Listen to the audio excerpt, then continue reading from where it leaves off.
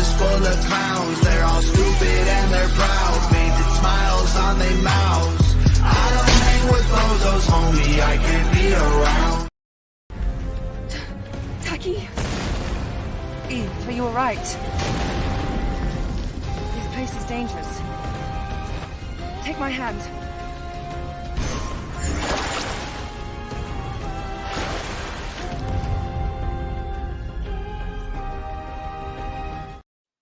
Hello everybody, Drew here for Drew.Underground, back with Breaking Rock 62.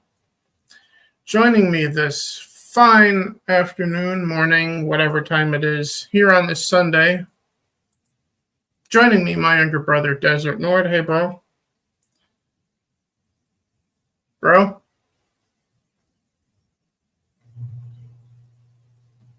We had the technical issues sorted out before this. I can't hear you, bro, at all. You can't? That's great. Fuck.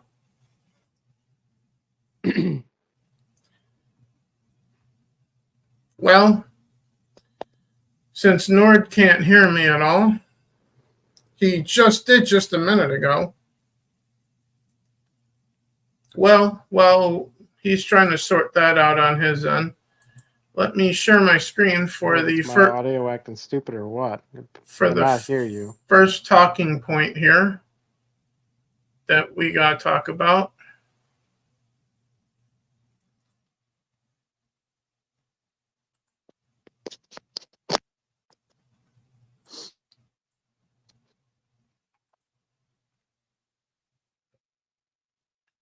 Did you fix it yet? I guess not. So, until bro fixes that, let's check out. I'm not hearing any of your audio, bro. Yeah, I don't know what's up here. I got that.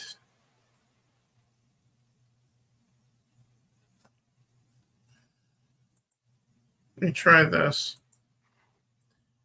Did that do anything? Not hearing any audio, bro. I don't know if you can hear me. I'm not hearing any audio from you. Yeah, that's great.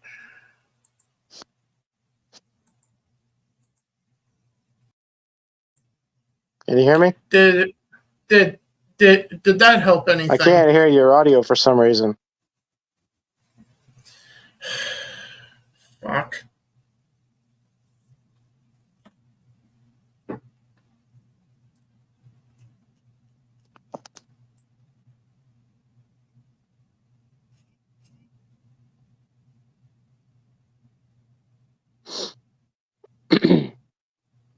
I'm not able to hear your audio at all, bro.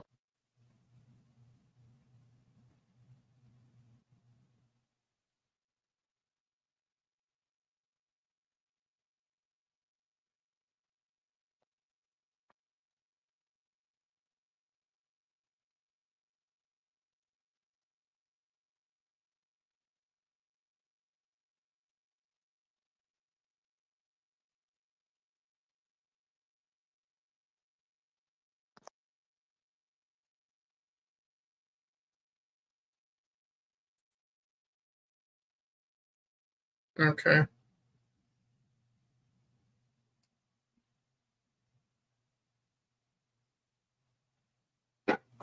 Well, hopefully we can figure this out quickly, because the audio was working before I hit the fucking live button. While we're waiting on that, let me try to do what I was trying to do before. And I will direct you guys. I will get one topic out of the way while we're waiting for Nord here.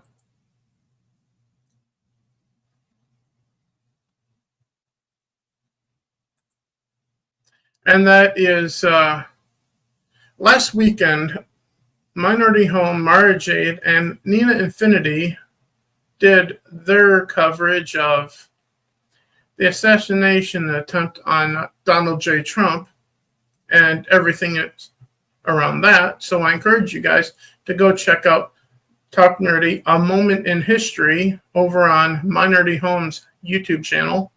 And also go subscribe and tell Steph that Drew Dat sent you.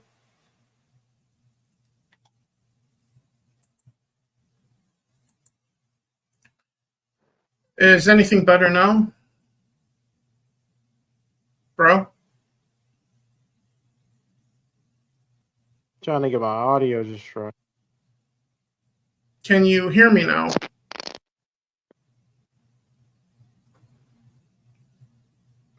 Trying to get my audio to work right.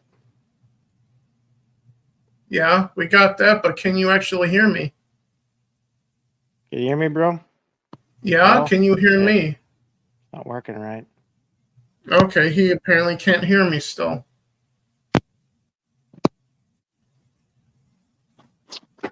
Just trying to get my audio to respond here. Can you hear me, bro? At all? Yes, I can hear you. Can you hear me? I can hear you now. Jesus, I couldn't Okay. hear you before at all. I don't know what the fuck you're doing over there. Well, I don't know. I was just having some audio headset problems here. I don't know. Apparently, but as I was saying, because I was trying to do something while waiting for you to figure out what's going on your end, please go check out My Nerdy Home's coverage of last weekend's events involving Donald Trump at the rally and the assassination attempt on his life. They had a lot of great coverage of that whole event. So go subscribe to My Nerdy Home. Tell her that Drew Dat and Desert North sent you, even though she's not going to know who the hell he is. But she will definitely know who Drew Dat is. So tell her I sent you. With love and my blessings. But on that note, anything you want to add to this before I move on to the next thing? Yeah, no, I pretty much know that every content creator pretty much like all over the place has got at least one video about it. So Yeah. Yeah, it's kind of been the story of the month so far. Yeah. And speaking of that being the story of the month, where is the other thing? I'll get to this before I get to the video from Tom MacDonald first. ABC reports on the assassination attempt on Trump's life.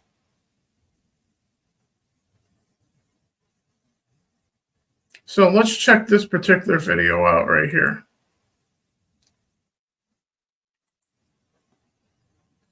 After the odd horse shit.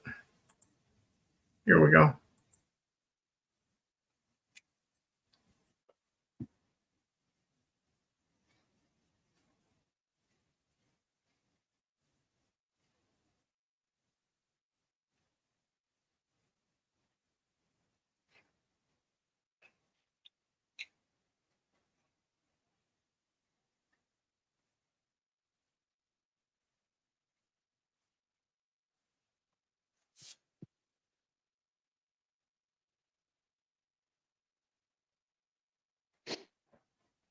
First of all, does anyone really trust him anymore, bro? The Speaker of the House, Mike Johnson. Well, I mean, the trouble here with that man is that he, once again, it's almost like it never fails. The Republican House Majority Leader is, more concerned about what Democrats think of him and making friends with them than he is about, standing for something or getting to the truth of anything. And honestly, given what I know about him and what I've seen from him, the guy's just as milquetoast as anybody. He really is. He's a guy who once again prides himself on his bipartisanship, but his bipartisanship never cuts both ways. It only cuts one way, and that way is helping Democrats get their legislation through his side of the aisle. It's never the other way around. He's always getting screwed when it comes time for Democrats to vote with him. They don't ever do that. I just realized I wasn't even sharing my screen at all for any of that. Yeah. I'll have to take it back to the beginning then. So. Yeah, I had seen everything that he had said at the convention. But this is the video I was watching, and I forgot I wasn't sharing my screen. Sorry about that, folks. Here we go. Scrutiny a week after the attempt on Donald Trump's life. The chief of that agency is due to testify tomorrow on Capitol Hill. Christian Cordero joins us now with the latest on that. Good morning, Christian.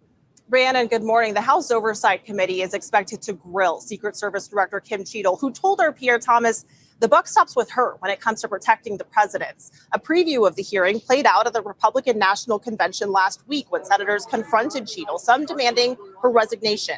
Yeah, and there were rumors that she was running away from them, trying to hide behind locked doors, too, from them, because she knows she's in trouble. House Speaker Mike Johnson has echoed those calls. He's also announced a bipartisan House task force will investigate the shooting. Yeah, and like I was saying before, when I realized that I wasn't sharing the screen accidentally, who in the fuck trusts the Speaker of the House, Mike Johnson, at this point? Well, here's the thing. As far as whether the committee's going to get to the bottom of anything, I highly doubt it. Because most of the people on the FBI side and the Secret Service side don't feel like they have to tell Congress anything. They don't feel just like with Cheadle, just like they were going to bring her in, and she doesn't want to say anything, and everything she wants to say is bullshit. Okay, about the sloped roof and all that. That's complete horseshit. And keeping in mind when it comes to the FBI investigating anything, keep in mind they investigated the Hunter Biden laptop and said it was fake. Which it wasn't. Yeah, you can pretty much count on federal investigators to look up their own ass and say that everything's fine. Yeah. Because they never find anything wrong when they look up their own ass. Which means any findings you're going to get from these official channels is going to be nothing but fucking lies, people. No, and I would expect the Congress committee that he's setting up there for it to absolutely get nowhere, because they always get nowhere. They've never accomplished jack shit, and this isn't going to be any different. Yeah. And then, of course, because it's going to be a congressional hearing committee or whatever, you could pretty much count on anything they do find to be dubious at best, if not completely washed by the intel agencies anyway. So, I mean, look, I don't know why the American people even think we're going to get the federal government to come along and say, oh, yeah, no, we definitely did that. We definitely set up Trump. We definitely, aided and abetted a guy who tried to kill him. They're never going to fucking admit that. Who thinks that they're going to come out and just say that and admit that? Nobody thinks they're going to admit that. They're never going to admit that.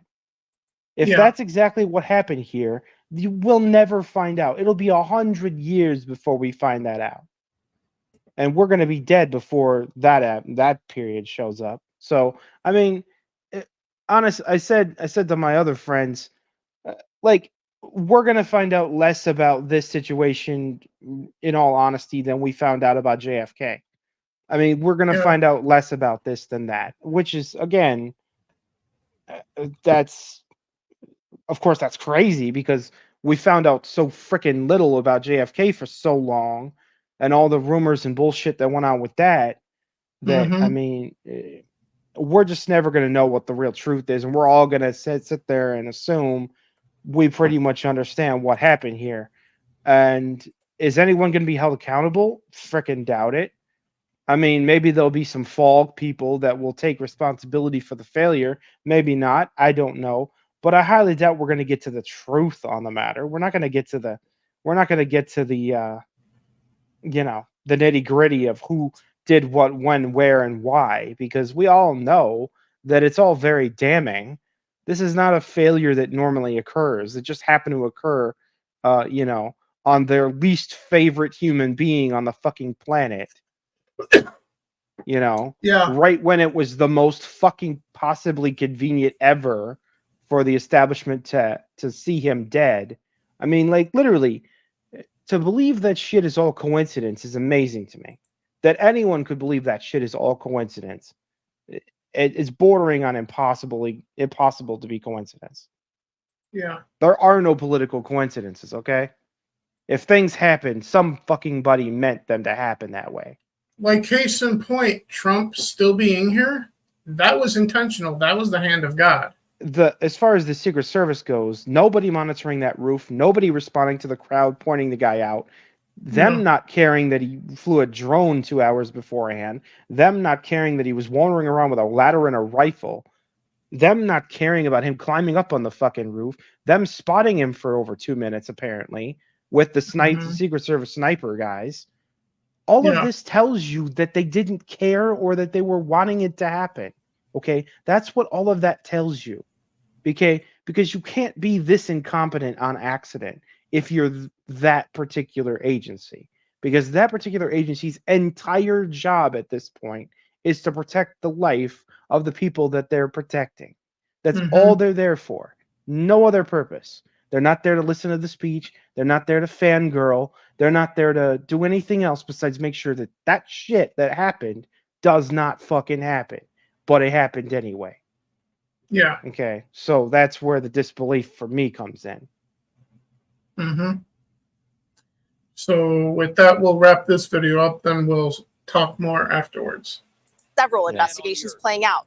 Local police took these photos when they first noticed Thomas Crooks, and others show items found on the roof, including a black cell phone and a gray wireless transmitter authorities say he intended to use to remotely detonate explosives in his car. Officials are looking into whether the suspect used a drone to surveil the area beforehand. As for the timeline, we know snipers spotted him at least 3 times, including 6 minutes before he started shooting. And this morning, the Secret Service is responding to a Washington Post article accusing them of denying requests for more security at Trump events in the 2 years before the shooting. Gio, the Secret Service says that in some cases, when specific requests were not met, adjustments were made to, quote, accommodate security needs. Gio? Lots of questions for the Secret Service director tomorrow. All right. Thank you so much, Christy. Yeah. Like they were talking about, requests were made for more Secret Service to protect Trump.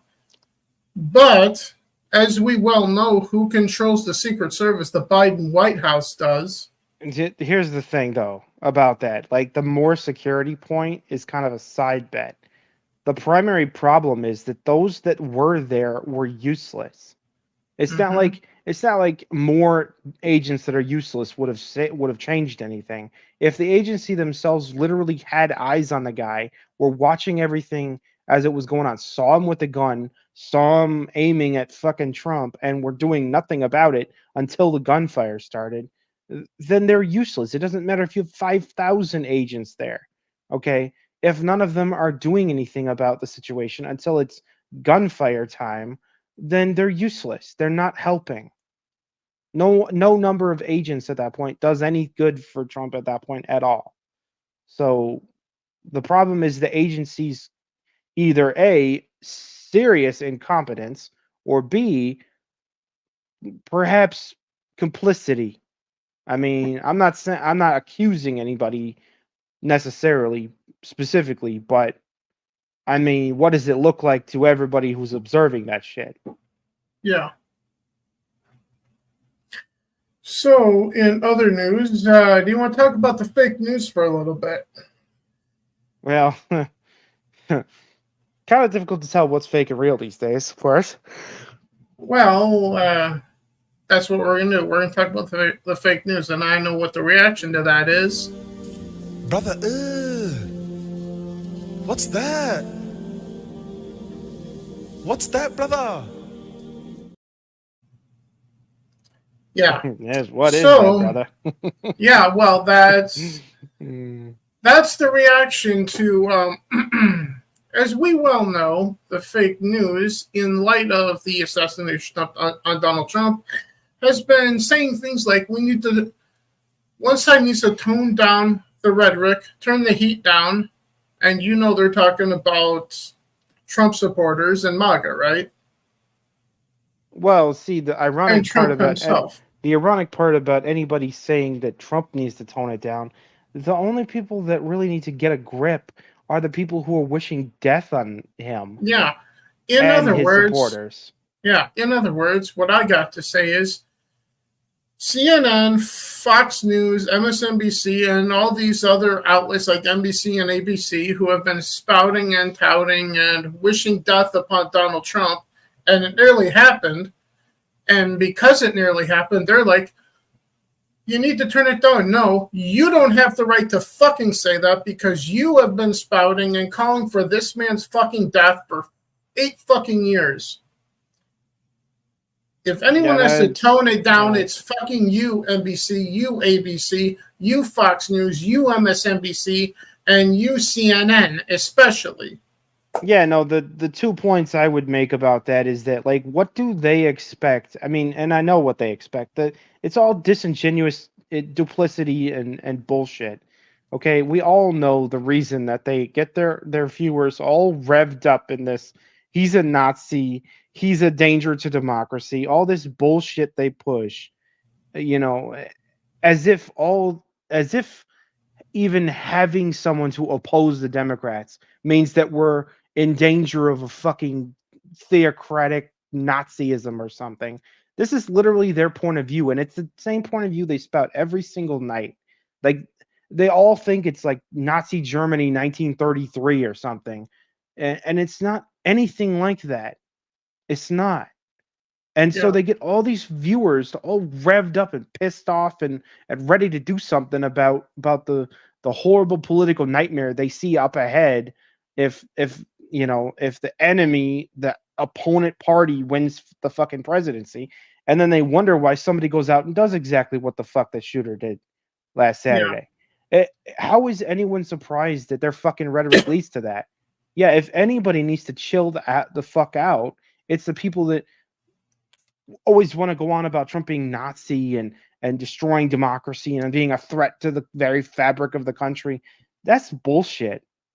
I'm sorry if having political opposition makes you so paranoid and terrified that you're going to be put on rail cars or whatever the fuck they keep trying to pretend that Trump's going to do. They need to chill out because none of that shit is true. It's all hyperbole. It's all bullshit. And it leads exactly where we almost went last Saturday, to the man being shot and killed. Yeah. And unless we want to see more of that, they need to tone it the fuck down. And don't even mention the whales at The View.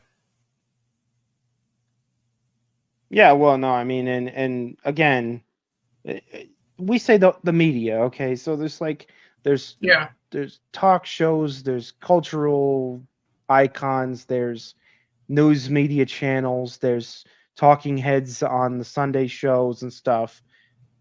They on the left side of things, and especially Twitter people and YouTubers on the left, those are the ones who are severely guilty of this shit, along with the mainstream media. The mainstream media is the most guilty of this shit of anyone. But aside from that, the influencer crowd, they're the second most guilty party on this shit that needs to cut it out. Down from there is the celebrity types. But again, everybody, how hard is it for everyone to just stop advocating the death of people who disagree with them? How hard is that to stop doing? Mm-hmm. Honestly. Is that really so fucking hard to do? Can we not just discuss issues and argue with some semblance of normalcy with each other? Does it always have to lend itself to, if I don't win, I want death upon my opponents? Like the people who don't know how to have a civil conversation and always want everything to lead to physical violence if they find somebody they disagree with. I mean, that used to be the operative definition of a fascist. And it sort of isn't anymore because the left has completely destroyed the definition of that word. But someone who does not tolerate a difference of opinion and goes right to violence when they encounter someone who disagrees with them politically is traditionally referred to as a fascist.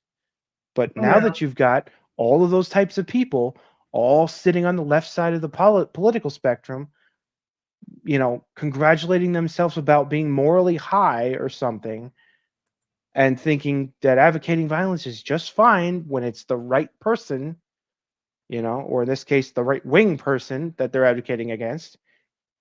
This is the world that they've created. This is the violent, dehumanized, disgusting world they've created.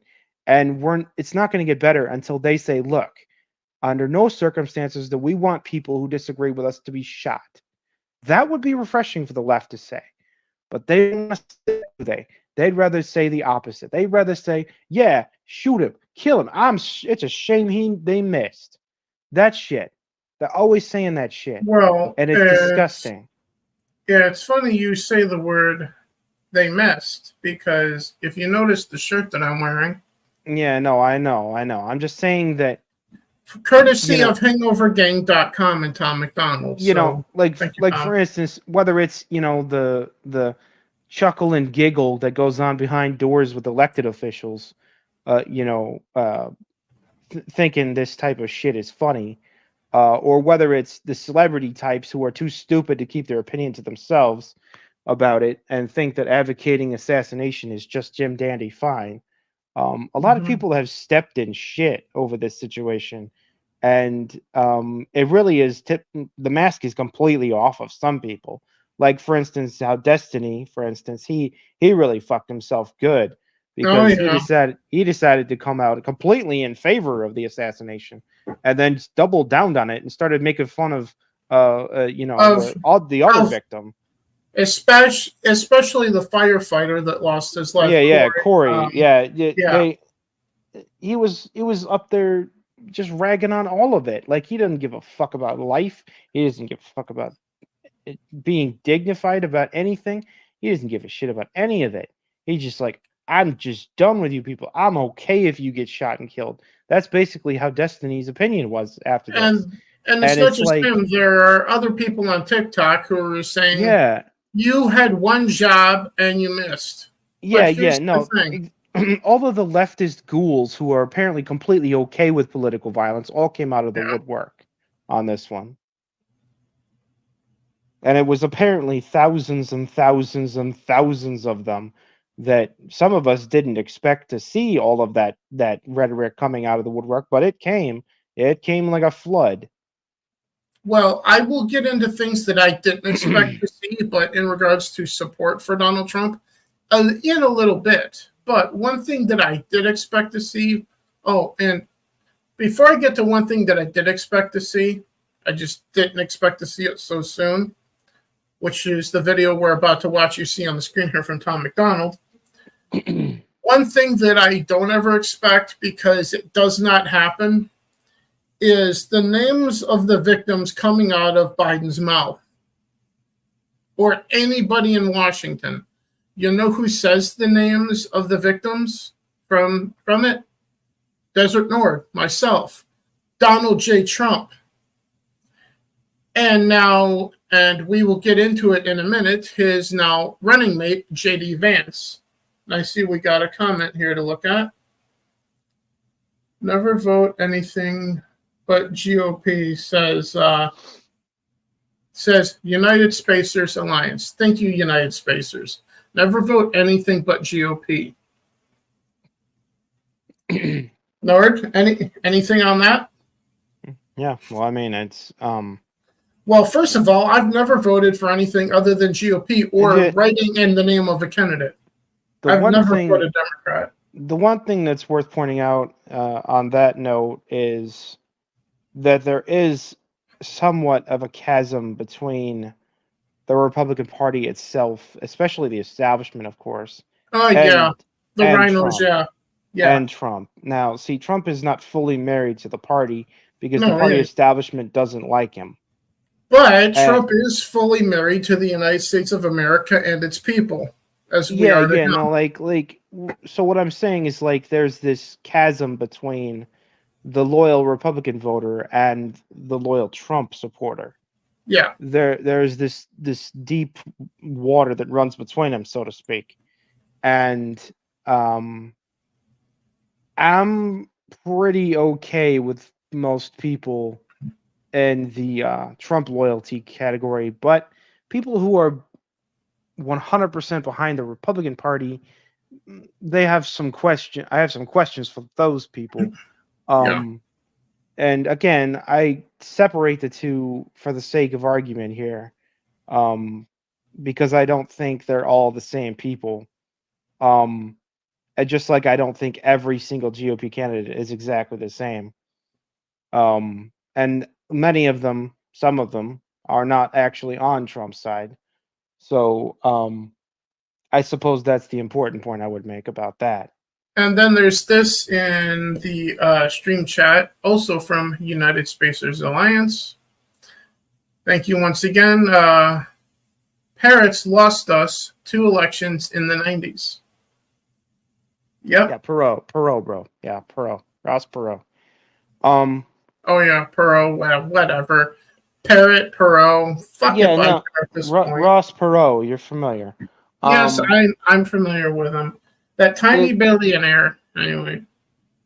Yeah, I mean, the thing was though, the third party candidates were good, which is where the merit came in for the voting for them.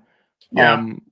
The problem was that, what shall we say, the Democrat candidates, or in this case, in that particular case, Bill Clinton, was sufficiently popular, and the Republican Party was sufficiently divided so that the Democrat won. That was not the first time that happened. And that was actually not even the most devastating case either. It was George H.W. Bush, for instance, was no saint and not really even what I would classify as a great Republican president, even among Republican presidents. So, I mean, I don't really give it. The Ross Perot, Bill Clinton, George H.W. Bush election does not live on in my mind whatsoever. Simply because I feel like it did jack squat one way or the other. I mean, you basically had 2 deep state demons running with Ross Perot in the middle of the mess. So, I mean, people can hate on Ross all they want and say he fucked George H.W. Bush out of the victory there.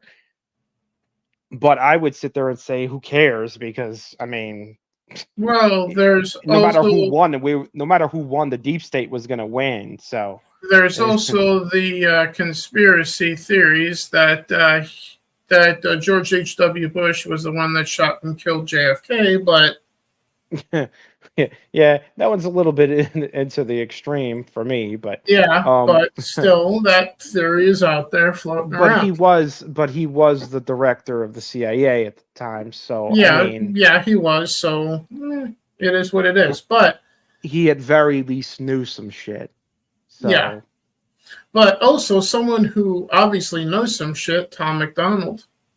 Yeah. So with that in mind, when I first saw this video, by the end of it, this was my reaction. Do not come. I'm gonna come. Right? Yeah, I guess, yeah. So with that in mind, I'm pretty sure you haven't seen this yet, right? No, I didn't look at it yet, no. Yeah. And I was hoping not, because I saw it immediately, because as soon as I saw that Tom dropped the video on a Sunday, this was last Sunday, a little more than 7 days ago to the hour even, because it was at 9 a.m. on Sunday. Like he normally drops on a Friday, which he had previously dropped a music video that previous Friday. Then he dropped this on Sunday. By the way, wrote it, filmed it, Nova edited it, and they uploaded it within 12 hours after the shooting. Yep. That's dedication. And also shows you how pissed that Tom MacDonald was. And you'll see that in this in just a moment. But first, the words on the screen. The events that took place yesterday, as in last Saturday, not this past one, are a horrifying example of political extremism in America. Oh, fuck, I need to switch tabs. Here we go.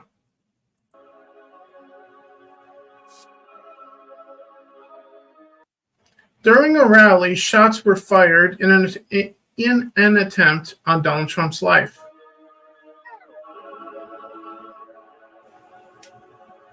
They missed. They burning the country down with their progressiveness. It started with changing what gender is, then graduated to your racist if you think that your life matters and your skin don't have melanin. They don't want peace, they want skeletons. They want men to pretend that they're feminine. They don't want an election. They got so offended by freedom that they just try killing the president. Your thoughts so far? On what he said there? whenever, yeah, I mean, it's anyone who openly supports political violence is not fit for civil life in the United States. Anyone who advocates the death of people who disagree with them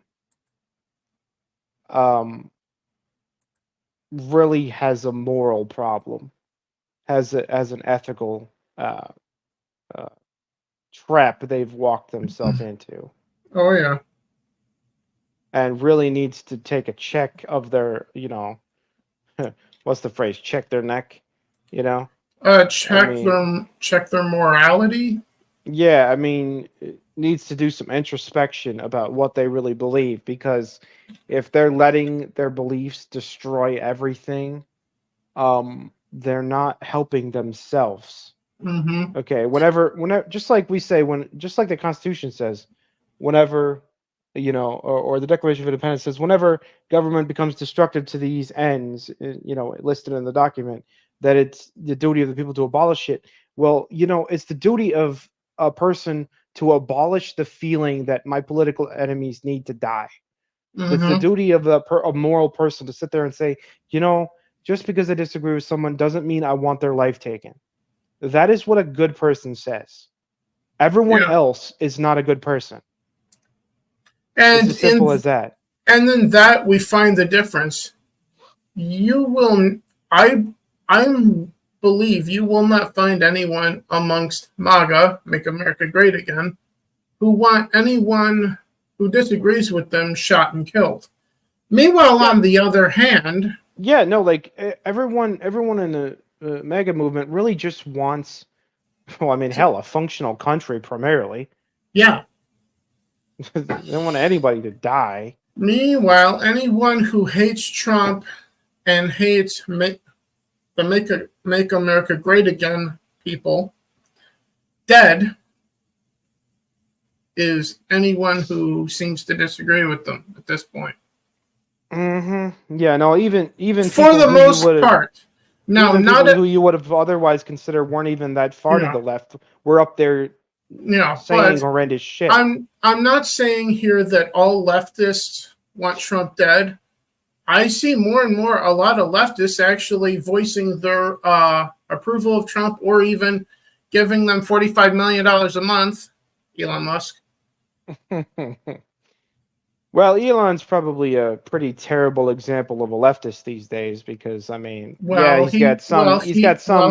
he has a history of voting Democrat, being a leftist. Yeah, no, he's coming from a past of being otherwise leftist, but these days he's really not a good example of someone who's been a loyal leftist. In other words, the more surprising remarks I would point to was actually Mark Zuckerberg's comments, because Mark Zuckerberg I saw that yesterday too. Mark Zuckerberg actually made some comments about how even he felt that what happened to Trump was over the line.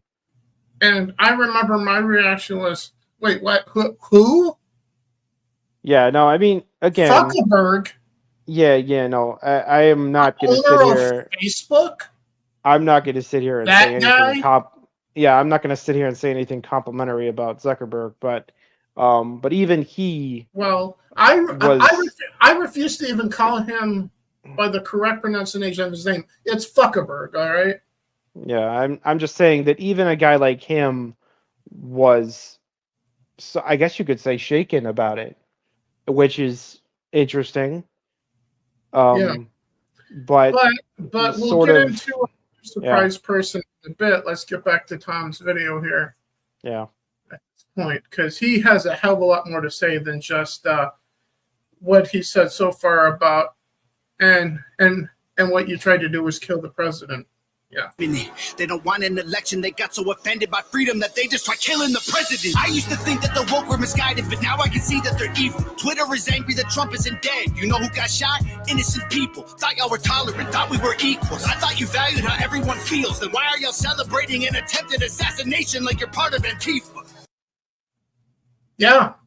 Like we were just saying. Bro. Yeah, no, it's every time you give the benefit of the moral doubt to the hard left, they show you they have no morals. Yeah. Whatsoever. Mm-hmm. I mean, I wouldn't be, of course, surprised myself. I'm not surprised at all seeing the hard left act like complete ghouls about this. And let's not mince words here. It's not really Democrat versus Republican here anymore. It's not really even left versus right. It's not really conservative versus liberal anymore.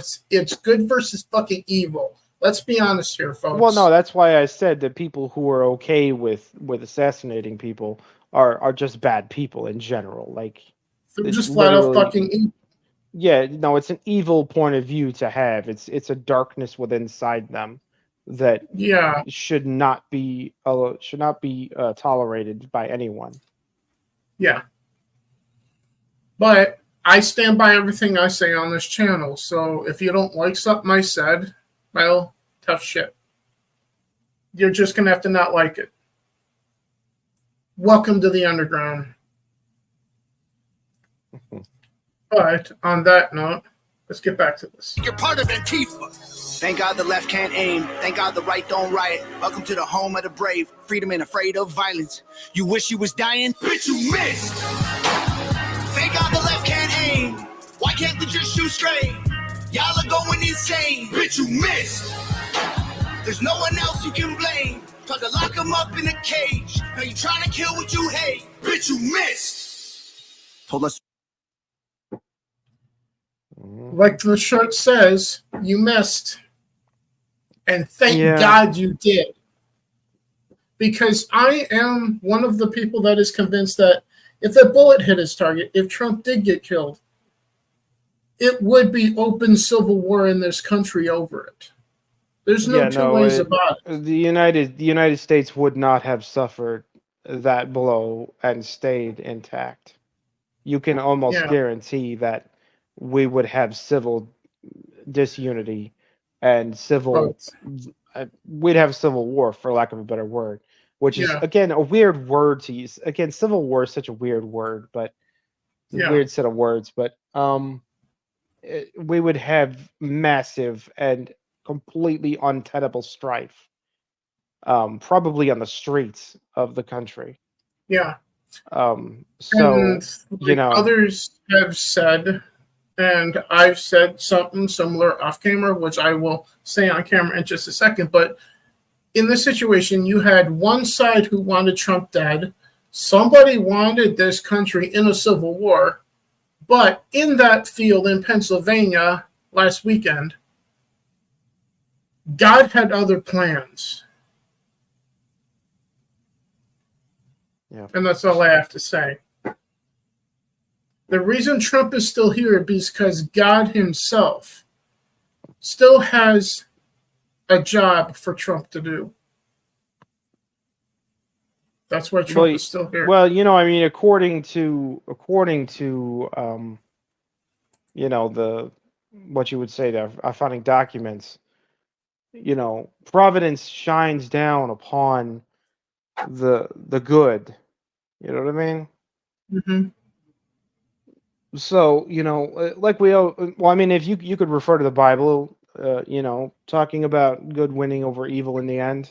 That reminds me of something that was brought to my attention. The shot that hit Trump in the ear was at about 6:11 local time there at the time. Yeah.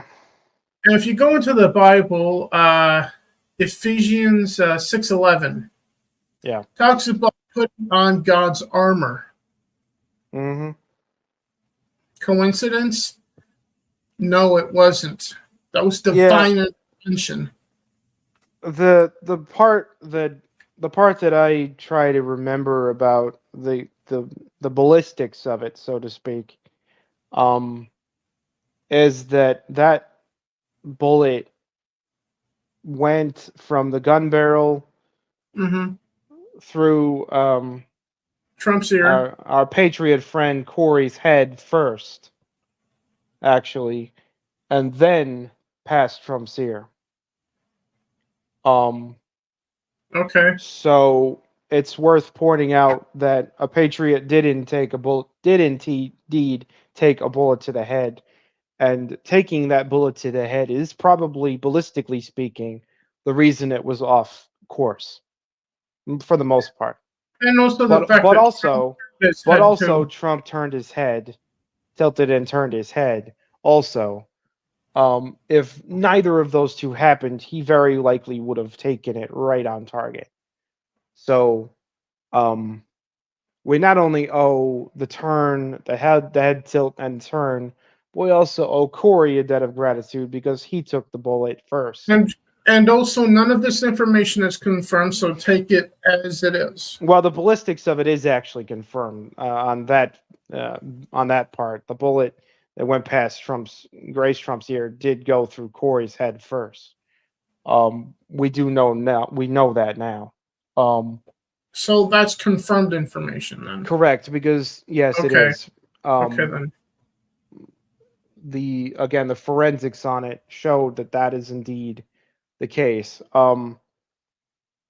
But again, we're still waiting for all of the investigative details, and like we said before, who knows what the truth will end up being. But and that's going to take time to get what the FBI and the CIA are saying, and what Congress and the House will dig up on their own too, and what someone like you winds up digging up for us here in the underground. Yeah. So my point is, yes, complete. It's very, very difficult to not attribute a spiritual meaning to the near miss in this situation. Yeah. It's very difficult not to do that. So, because it's such a serendipitous miss. It's it's a nation-saving miss, is what it is. Yes, it is. It really is, and so it's possibly one of the most important turning points. We perhaps don't know it yet, but it's probably one of the most important turning points in 21st century politics. And it was also compared to situations like, first and foremost, what happened to Theodore Roosevelt, who got shot but continued giving his speech. Yeah, he took a bullet to the chest and kept on going. And also wound up saying something to the effect of, a bullet isn't going to stop a bull moose. Mm-hmm. Yeah. Yep. That's Teddy Roosevelt, one of the men on Mount Rushmore. There was plenty of reasons people liked Teddy at the time, and that was definitely one of them. He was a badass. He was a tough guy. Yes, you could say he was the Donald Trump of his era. Yeah, in a lot of ways, he really, really had that. He was manly, badass vibe about him. Well, I mean, he's from a different era, so we had a higher bar on manhood in that era. That's true. So, and the bar is very low, but Trump is right up there with that bar, it seems. But most of us understand that having a bullet nearly kill you and then being defiant immediately afterward is still pretty damn high on the badass chart these days. Yeah. But speaking of badassery, let's finish up Tom's song here. Told us trust the science, but it never made sense to me. Why would we put all our trust in the enemy? Millions of people are hooked on amphetamines. They're making billions on untested remedies. Borders are open to people with felonies. Fighting can't stop them. You don't have the energy. Y'all want to kill the man trying to fight for a better tomorrow by making him Kennedy? I tried to... Yeah. That's the other name linked to all of this. Kennedy. Pick whichever one you want. Because they tried to explode his brains all over that stage, akin to JFK in the car in Dallas. Yeah. Or no, get the or at a campaign rally running for president like RFK in the yeah. back of the head. Pick whichever Well, Kennedy you want, because both yeah, figure. RFK was shot several times. Yeah. And then again, John was shot at least twice. Well, I mean, twice is the number. So Yeah. But the one in the head was the one that did him in. hmm yeah, yeah. No, it didn't miss in that one. Didn't miss on Yeah. that one. And I still stand by the one in the head came from the grassy knoll, But which means it wasn't Oswald. but the point, I suppose the point that would be made here is it's not that I think in the case of John, he just he kind of made enemies with the wrong people, which I guess is a common thing with him and Trump, isn't it? Mm-hmm. You know, making enemies with the wrong people is exactly how that Well, happens to you. I would say enemies with the right people. No, they deserve opposition. Believe me, that wasn't Yeah. my point. My point was Yeah.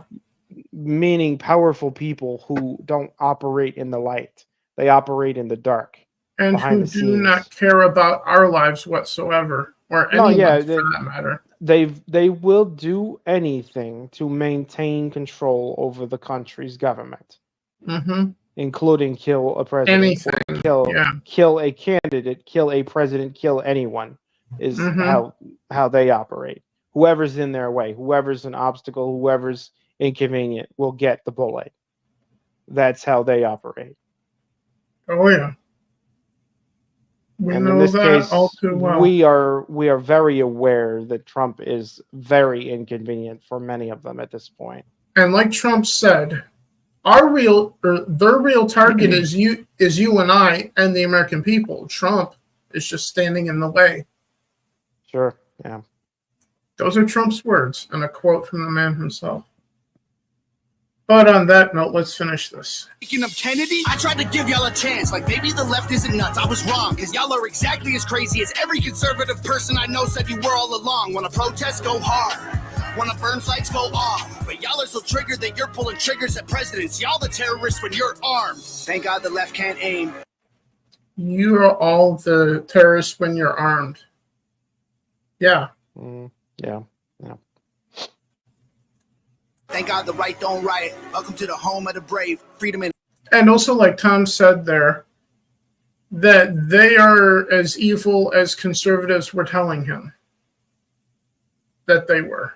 Yeah, no, there's a lot of people who are legitimately, like I said, fucking ghouls who let their mask completely come off at this particular event. After this particular event. But then there were others who also jumped over to Trump's side after this event too, and also those who stayed quiet about politics up until now. And we'll get to one of those patriots because he did a speech at the RNC, which we will check out in just a few minutes here. There's really four kinds of people in this situation. Okay, there's supporters who are horrified. And thankfully, Trump's alive. Yeah. Then there are people in the middle who are also horrified and thankful Trump's alive, but not necessarily, because they support him, just because they don't agree with assassinating people. Then there were people. Then there were people who were duplicitous and disingenuous on the left, who said that they were thankful that he wasn't dead, even though they had basically called for his death on numerous occasions, and so they decided to save face. By being disingenuous. And then there was the other portion of the left, usually the left, mostly the left, that were disappointed that his death didn't occur. That's pretty much the four types of people who were in this situation. And yeah, no, the people who are in that final category I just described are all terrible people. 100% of them are terrible people. Oh, yeah. But let's finish this. And afraid of violence. You wish you was dying? Bitch, you missed! Thank God the left can't aim. Why can't they just shoot straight? Y'all are going insane. Bitch, you missed! There's no one else you can blame. Tried to lock him up in a cage. Now you trying to kill what you hate. Bitch, you missed. Yep. Yeah. Your thoughts overall on the song then? Well, yeah, and the song, of course, is yeah, it's And like about I it. said at the It's pretty top, much in line with everyone's feelings about that. written, filmed, edited, and dropped all within a 24-hour period of the attempt on Trump's life. Mm-hmm. Yeah. So Yeah, kudos Tom's to quick with it. Nova, Tom, and everyone that worked on this. Thank you so much for your quick, snappy, Yeah. and great work.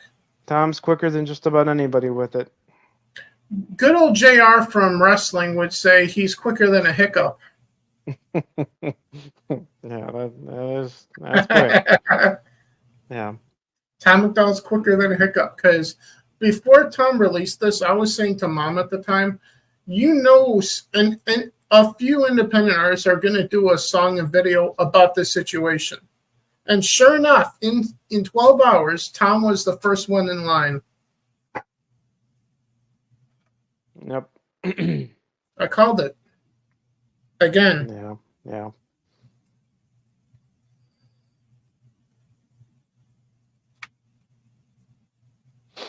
I'm having wire issues. Anyway. Because my wires are all twisted here. Anyway.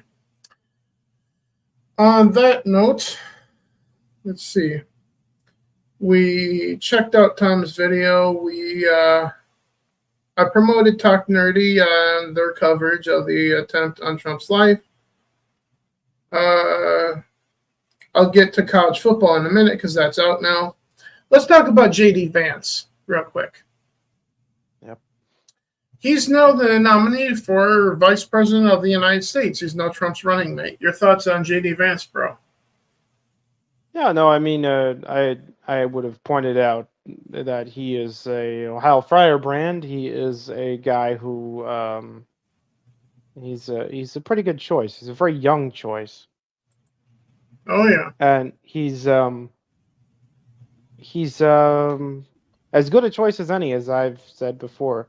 I don't think that. Well, I do think it's funny that the name is similar to his previous running mate, Pence point, yeah. yeah, he went from Pence to Vance, yes.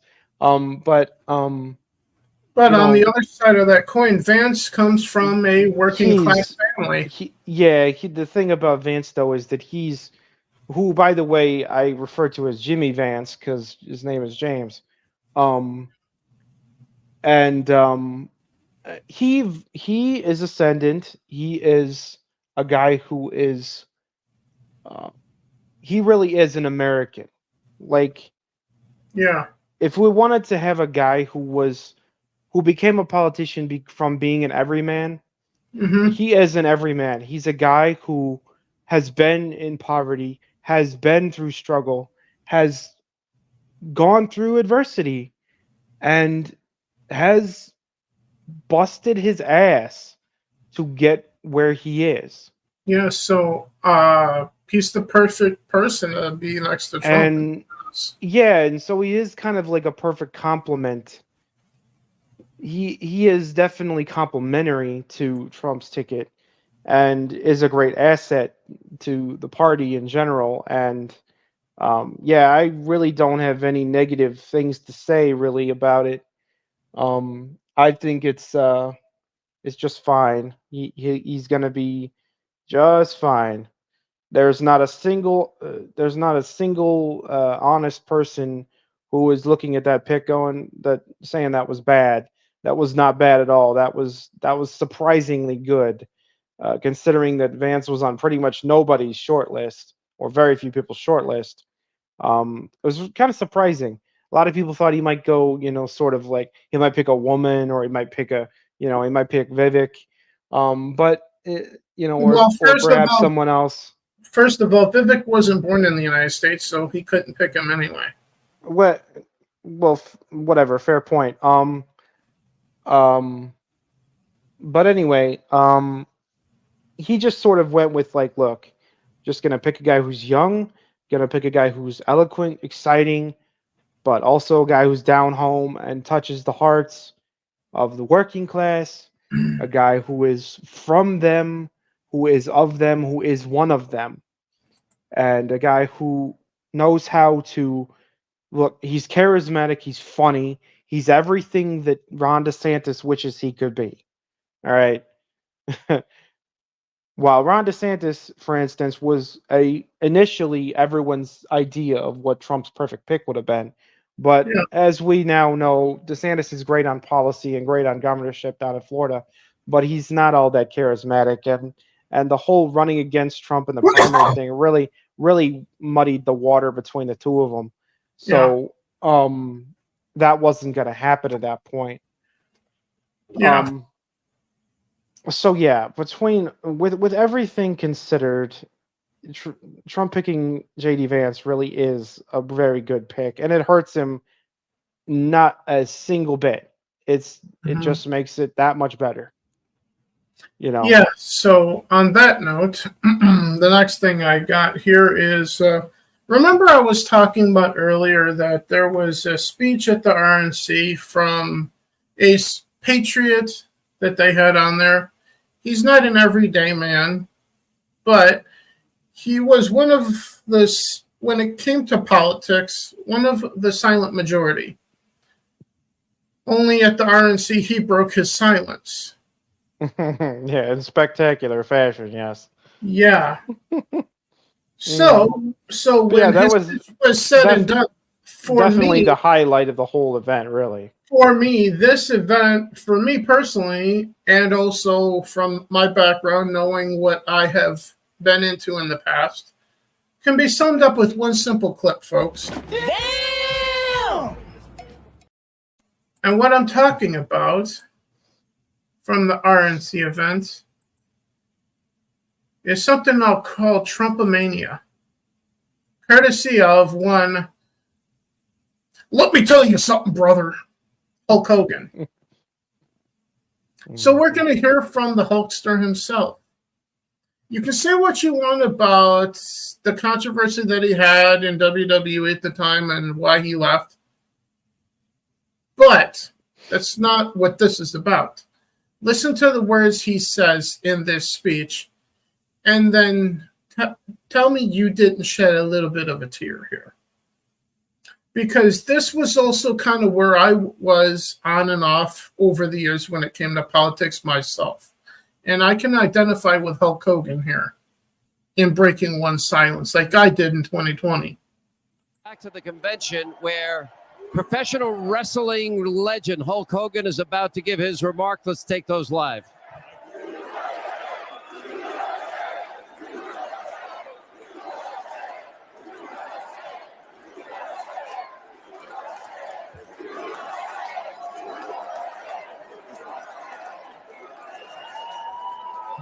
Well, let me tell you something, brother.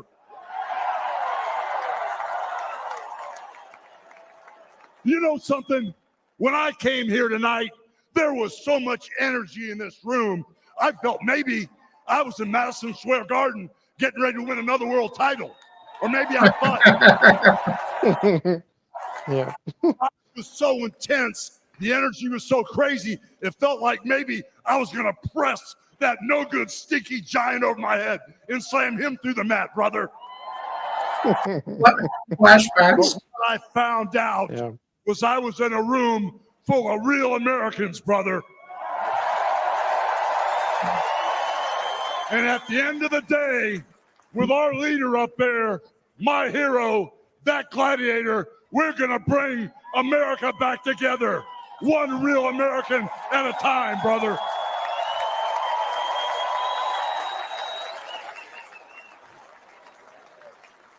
And this was when Trump, therefore, was coming out as a Trump supporter then. Coming out of the closet, if you will. Sure. Call it what you want. You know something? I've seen some great tag teams in my time. Hulk Hogan and, ooh, yeah, the Macho Man Randy Savage. God rest his soul. But you know something? I see the greatest tag team of my life standing upon us, getting ready to straighten this country out for all the real Americans. Donald Trump and J.D. Vance. Yeah.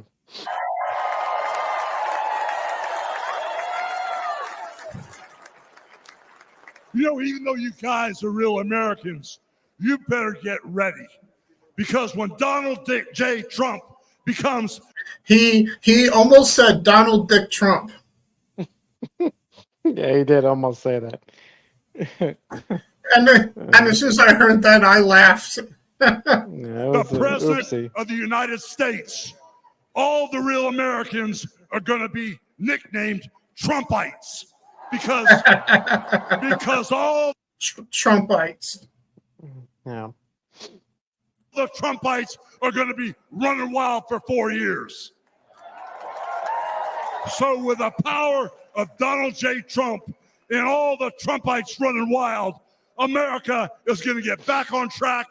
And like Donald J. Trump said, America is going to be great again.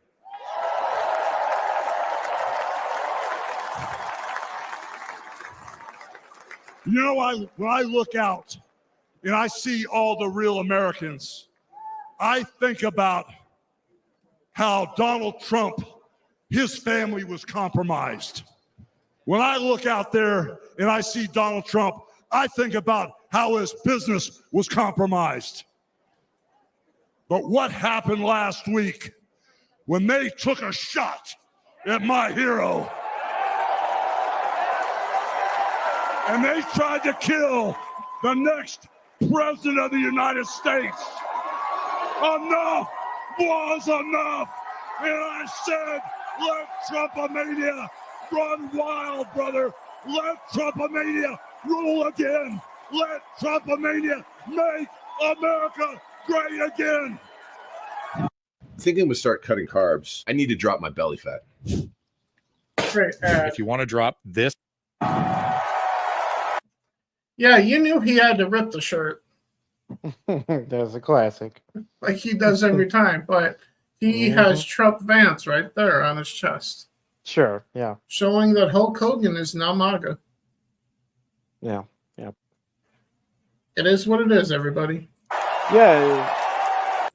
So I was just gonna say that. So the thing here was this was actually kind of illustrative of, Terry Hogan was already a Terry Bollea. Yeah, Belial. Sorry. Anyway, he was already like sort of nondescript, like kind of hush hush conservative for a very very long time. Yeah. Kind of similar in the way that Sylvester Stallone kind of is. Yeah. And some of the other actors of the kind, like Chuck Norris, yeah, but now after the attempt on Trump's life, those people aren't staying silent anymore. Well, yeah.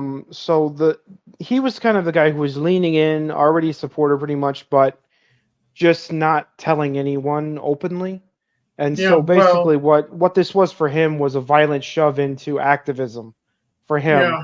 And that's pretty much what it is for, like, probably for you also. So, I mean. Yeah.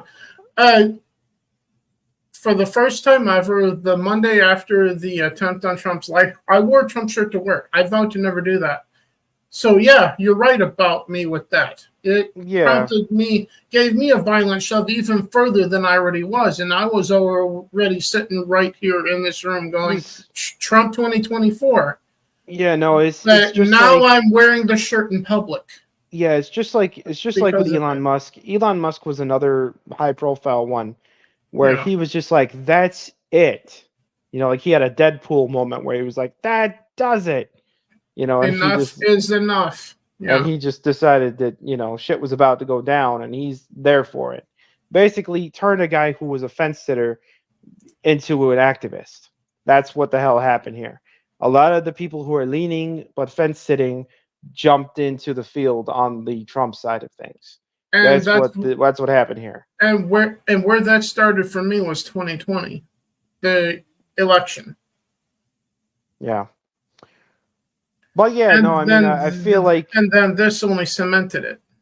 I feel like everybody, there really isn't anyone left sitting, no one who could really honestly be left sitting on the fence still.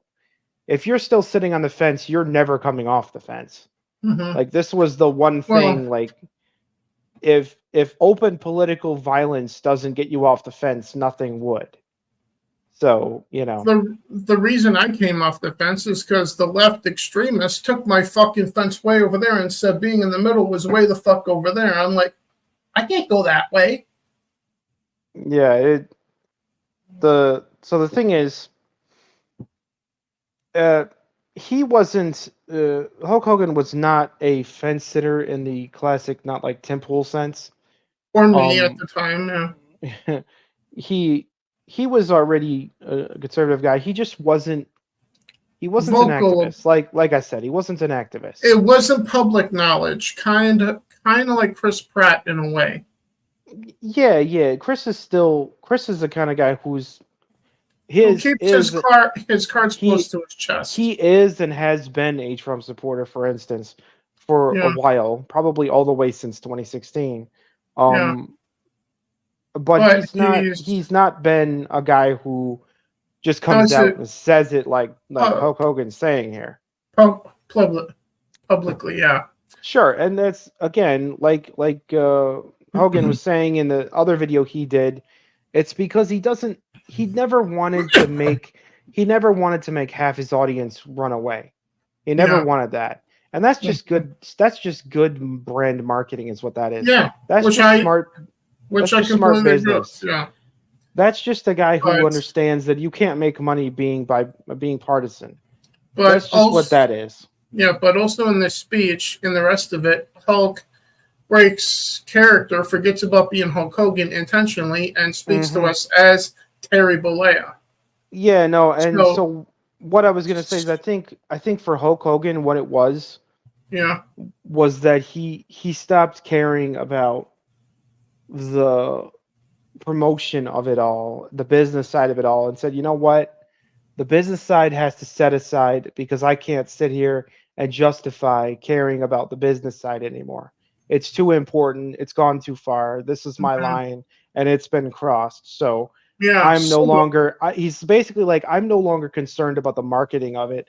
I'm now concerned about not making a stand when I should have. That's what where he's at right now. Yeah.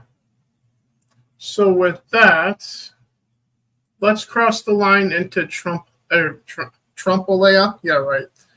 Terry Bollea. Yeah. Maybe that's a future grandson of Hulk. Trump Bollea. Anyway. Terry Bollea's point of view.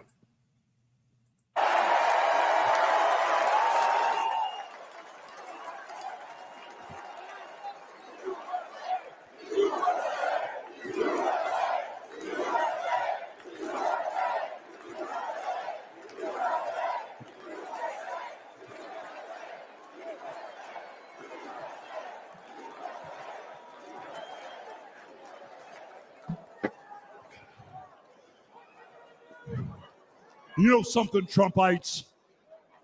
I didn't come here as Hulk Hogan, but I just had to give you a little taste. Yeah. You know, my name is Terry Bollea. And as an entertainer, I love you too.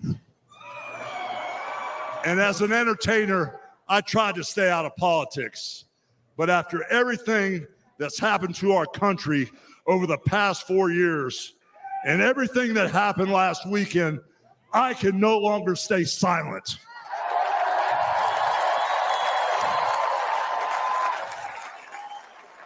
I'm here tonight because I want the world to know that Donald Trump is a real American hero. And I'm proud to support my hero as the next president of this United States.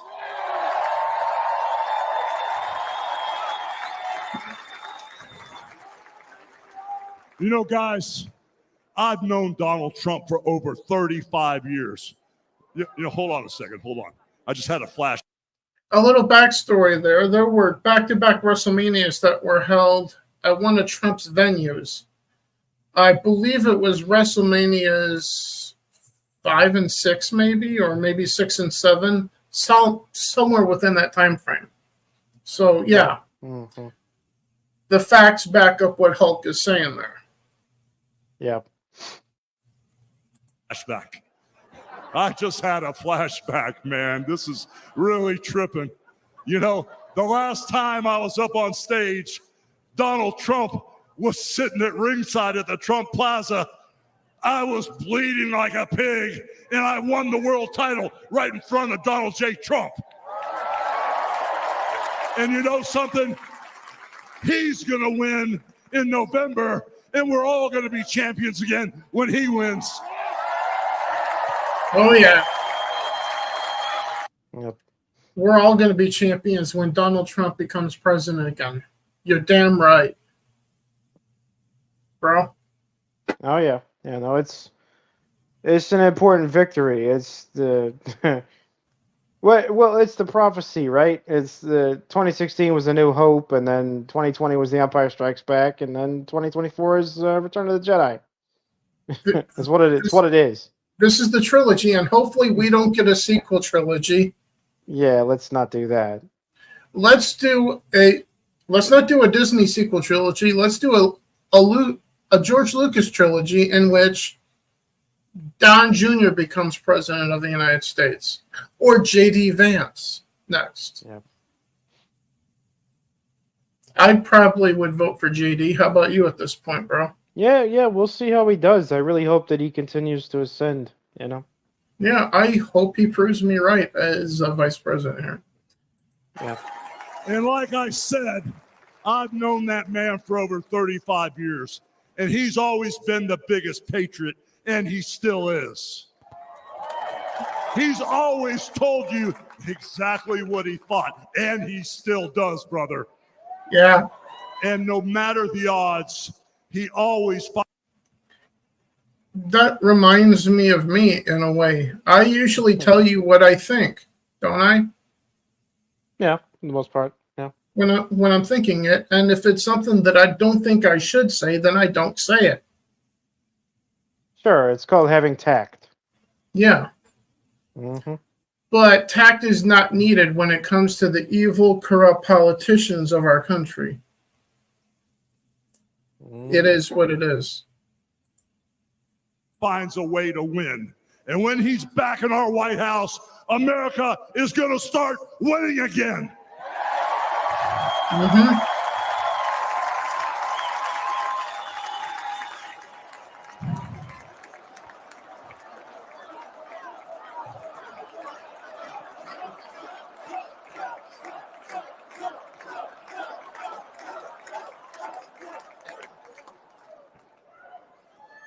You know, guys, over my career, I've been in the ring with some of the biggest, some of the baddest dudes on the planet.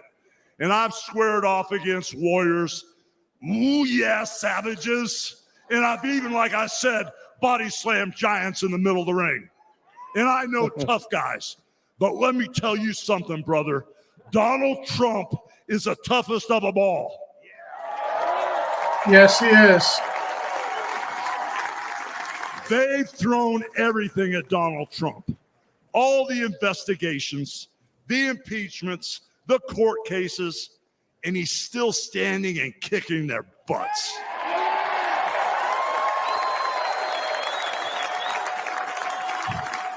You know, we never had it better than the Trump years. Back then, we had a thriving economy. We had strong borders. We had safe streets. We had peace and respect around the world. But then we lost it all in a blink of an eye. Crime is out of control. The border is out of control. The price of food and gas and housing is out of control. And the only person who can clean this up is Donald Trump.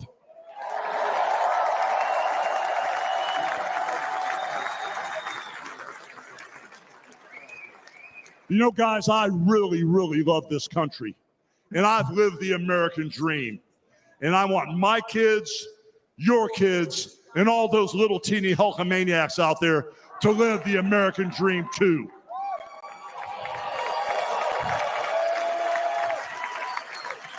This November, guys, we can save the American dream for everyone. And Donald Trump is the president who will get the job done.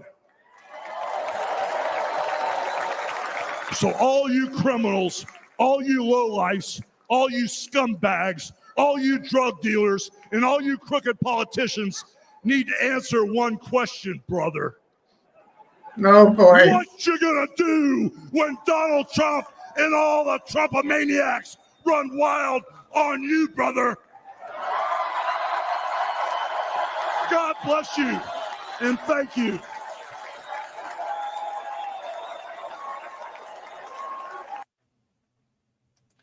Yep. Yeah. As I was saying, bro. Yeah, The messaging yeah, no, in Hulk's speech speaks volumes and speaks very deeply to me because I was there too at one point, just sitting on the fence, minding my own business. Then the extremists infiltrated my hobbies, games. And then also 2020 happened.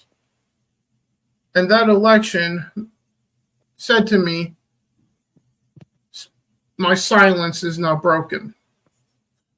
And now the ones that have ruining this country and whatever through the sound of my voice and in the ballot box, not by bullets, will be broken. Yeah. Your thoughts on the Hulkster and everything there? Yeah, no, I mean it really is sort of hard for anyone who actually says they care about the country to sit there and say that they simultaneously don't want the country to be an America first political country. I mean, how can one justify saying they love their country, but then saying, oh, but I don't want America to do what's best for itself. I want America to do what's best for everyone else in the world. It's like, we've tried that. We've done that. We've gone out of our way to help other countries. You don't want to know what we got? Spit in our faces. We got blowback. We didn't get helped when we gave help. We got hurt. All right. Yeah. And if anything, I would say it's not about abandoning the world. It really isn't. It's not about isolationism or any of that. America First is simply having self-respect as a country. And again, where that leads in with Donald Trump is that, look, Donald Trump is a presidential candidate who believes that America should have self-respect. Yeah. It's as simple as that. And anyone who shares that perspective is going to be on his side of things.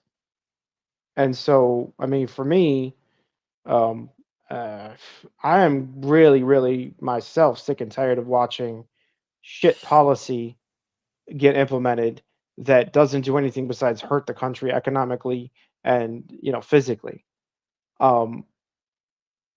I very much would like to see his presidency again, just for the sake, if nothing else, just for the sake of the fact that I know that he is the greatest deal maker to ever hold the office. He is a guy who can, as he said, a guy who can end a war with a phone call. And the reason he can end a war with a phone call is because he understands how to deal with people. And that's not something our current leadership has any concept of. Yeah. Our current leadership thinks that they can threaten people by threatening to take them out back of the woodshed. It's like, Joe has no concept whatsoever of how to be a leader. And that's when he can even get a sentence together. Mm-hmm. His idea of leadership is acting tough. Whereas with Donald Trump, his idea of leadership is actually being tough. Yeah. Speaking of acting, again, It's almost like Joe Biden has tiny man syndrome, but he's not tiny. Yeah. He really does. Speaking of Joe Biden, breaking news as of the start of this stream. Yeah. And excuse me, I don't have a clip to signify breaking news, but this one will have to do.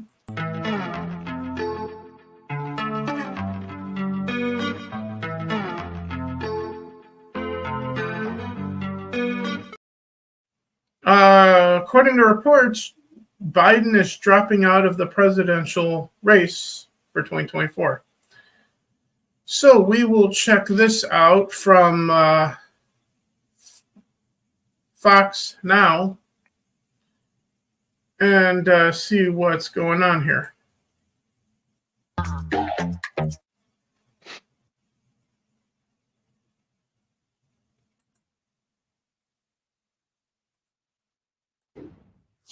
Welcome back to Live Now from Fox, and we have some breaking news as President Joe Biden has just announced that he is dropping out of the 2024 presidential race. This happening just moments ago. You are taking a look at the letter that he has just issued, and we are going to read it in its entirety. It says, "My fellow Americans, over the past 3.5 years, we have made great progress as a nation.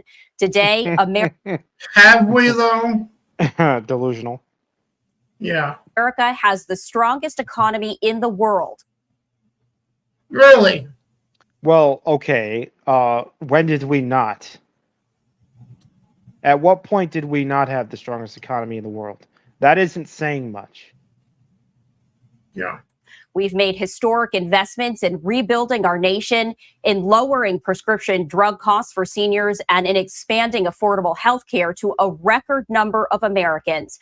We've provided critically needed care to 1 million veterans exposed to toxic substances, passed the first gun safety law in 30 years, appointed the first African-American woman to the Supreme Court, and passed the most... And also allowed... nothing. and also allowed, and in 1 degree below, probably supporting death threats at the Supreme Court justices, but that's a whole nother story. Yeah. Significant climate legislation in the history of the world. America has never been better positioned to lead than we are today.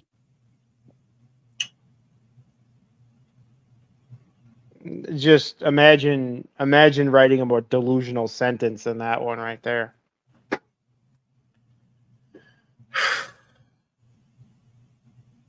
I'm going to leave that be for the moment. I think I've actually heard saner statements in psych wards. Yeah. Goes on to say, quote, "I know none of this could have been done without you, the American people. Together, we overcame a once-in-a-century pandemic and the worst economic crisis." And you fucking prolonged it. Yeah. Sorry. Overcame it. It's like, this could have been done much differently. And much quicker. I'm not exactly sure what the fuck he thinks that he did that ended it so much, because it didn't end.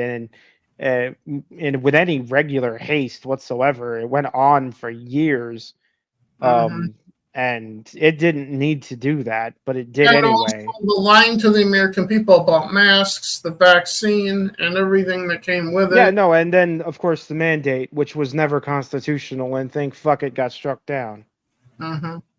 Crisis since the Great Depression.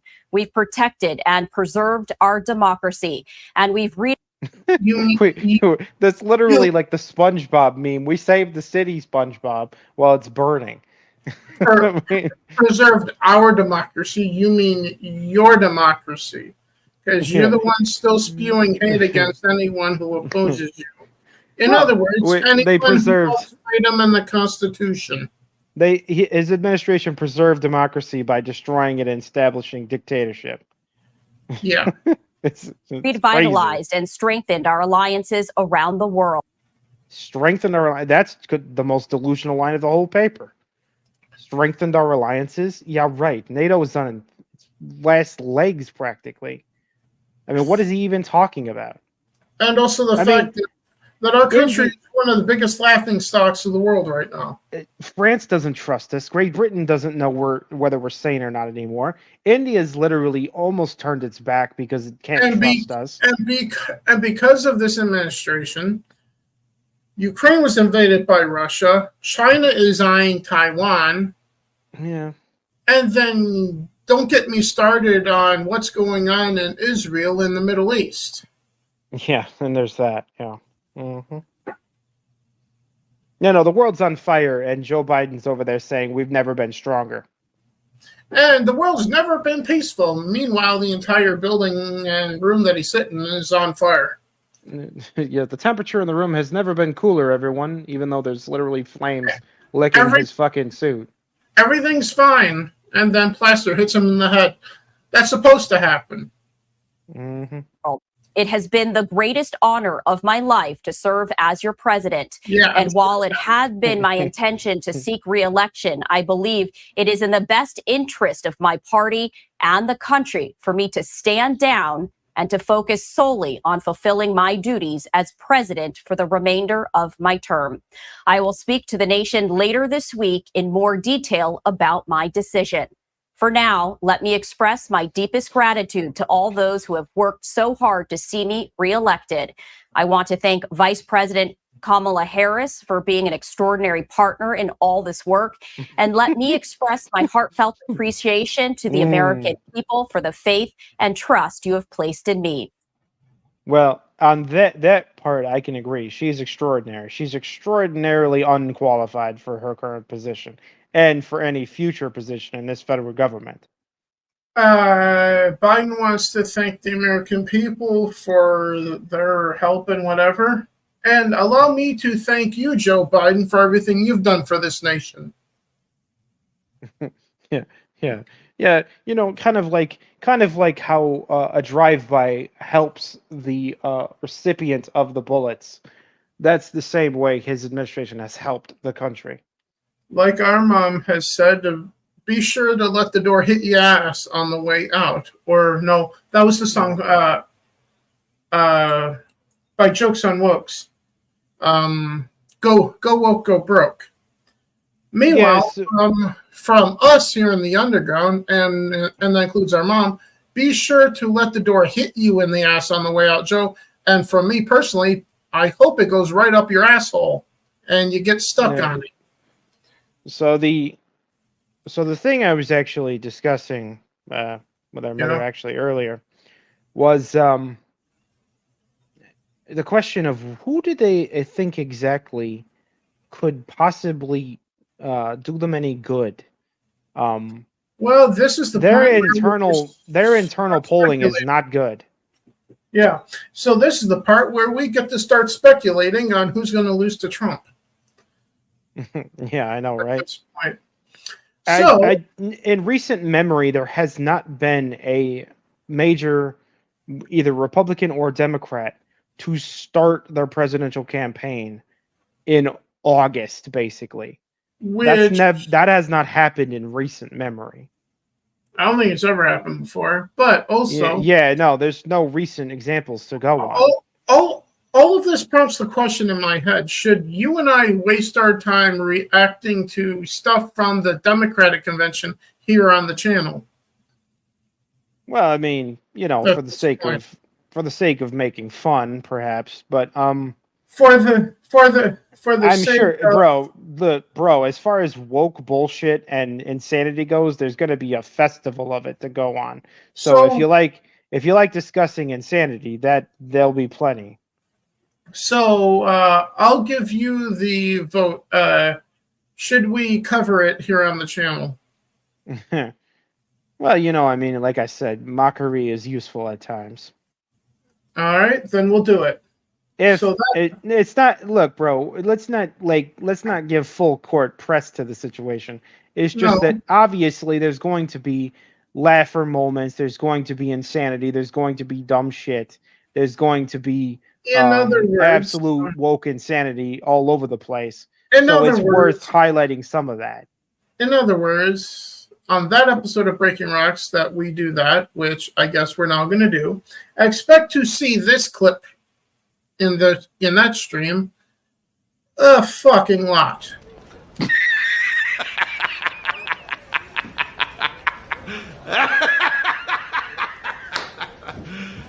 You serious? Yeah, so the question mark I have is does the Democratic Party even know who they're nominating? Because I don't think they do. I don't believe so, no, which is why when I was saying now we get to speculate, who do you think is going to get nominated? Because one name being thrown around is obviously Harris. She's the pretend to be vice president at this point. Well, yeah, but again, the problem with that, and they already know this, is that she's even less popular than he is. There's Gavin Newsom who is run California. Sure, who he himself the Biden administration has run the country into the ground. He himself had said he didn't want to supersede Joe's position in this situation. Now, personally, they know that he's an asset to them. They know that he's a guy who looks good. And so all the ladies who are, shall we say, lost causes in this country will probably vote for the guy because they want to date him, not because they actually know jack shit about his policies or how bad he's been driving California into the ground for the last years. But yeah, no, he's definitely on the radar. He's been on the radar through this whole situation. So, but I put forth a name that would probably surprise everybody, only because think of the irony sake of him running against Donald Trump for the presidency as a Democrat at this point. Well, it's not my concern. Yeah, Mike. He'd do it too. Give him a chance. He'd do it. So, but so mom said her belief is that it would be Hillary, and I've said, well, you can try and make this 2016 part 2 if you want, but another obvious name that's been thrown around is Michelle Obama. Yeah, but Michelle has no political acumen whatsoever. Neither does Joe Biden. Basically, the only people that would consider that idea are the cultural left, which are a lost cause bunch anyway. They're far from a majority. In fact, they only represent maybe 5 to 10% of the population at most, and the rest of the population is going to go, what the fuck? No. So they'd lose. They're headed for a landslide loss as it is. And frankly, I don't know exactly how they could possibly pull the plane up, so to speak, on their whole run here. The one that pollsters have been quietly talking about is Mark Kelly. I explained to some people that Arizona U.S. Senator Mark Kelly was on their radar too, and as it turns out, his polling numbers were actually better than Joe Biden's in the national survey they did. But that's mostly because very few people know his name, and he's basically a quiet asset for the Democratic Party and has been for a while. He hasn't made a whole lot of noise, but he's also been very, very loyal when it comes to voting with them. So they appreciate his service, so to speak, to the party, and they might turn to him and say, you'd be a real sneaky good play or whatever. But frankly, I think me and you both know that what they're doing right now is a whole bunch of cope and sieve, and all they're really doing is picking who's going to lose to Trump, like you said. And so they can go ahead and writhe in agony and squirm and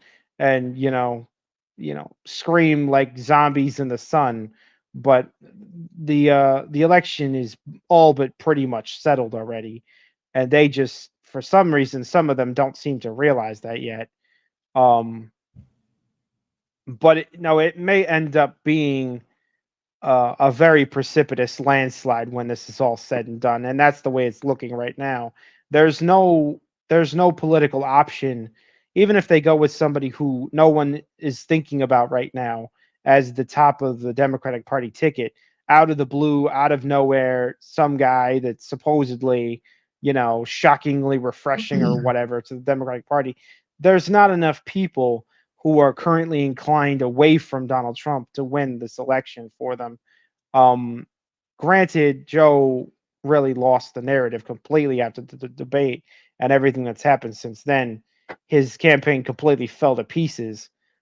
But I don't see how they rebuild this situation to the point where, suddenly this Democrat's going to come out of nowhere, jump on the ticket, and jump into the lead all of a sudden. That doesn't seem like it's possible at this point. And, I'm not Nostradamus, and I can't really predict the future, obviously.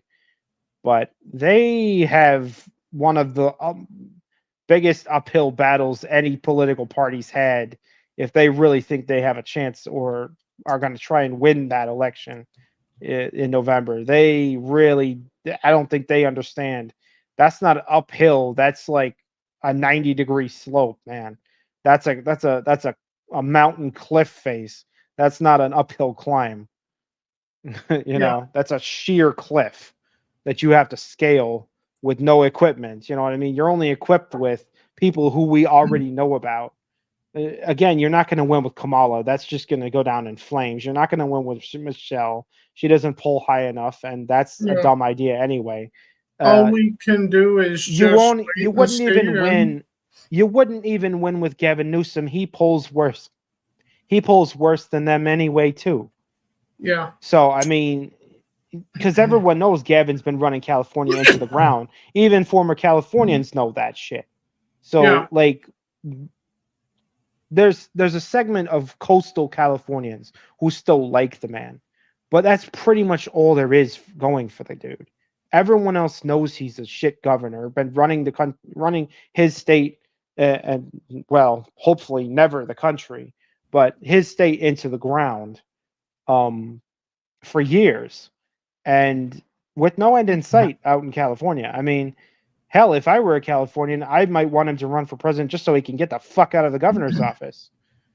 Because I mean, he's been a disaster. There's only been a handful of governors, not even a handful, maybe 2 governors worse in the history of the state, and that's saying something. But no, he is not going to save them from this defeat. Despite some of them thinking he could do that, he's not the one. He can't do that, and I don't really know of anyone currently that they have that can do that. There's nobody that's going to sweep in there that we don't already know about. That's going to be like, oh yeah, no, I'll do this. I'll save you. I'll win this election. Like, they don't have anyone that fits that bill. And they can next man up Kamala Harris all they want. She's going to go down in flames worse than anything. She'll actually, if she's the top of the ticket, they'll lose worse than they would have just keeping Joe in. Honestly. Yeah. I think part of it is just the fact that he lost his party leaders, and the fact that they pretty much are concerned that he's not even going to live to November, let alone win in November. Either way, are you ready for some gaming news? Sure. Yeah, sure. So let's get to the one bit of gaming news that I have here before we finish up talking about certain TV series from the Star Wars universe. So gaming news, here we go. Good job. Ellie's gonna roll him down the hill. Catty, you animal.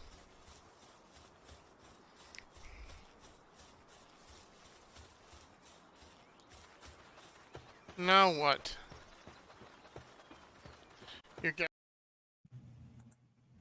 Now what is NCAA Football 25 is now out on Xbox, Series X, Series S, and PlayStation 5.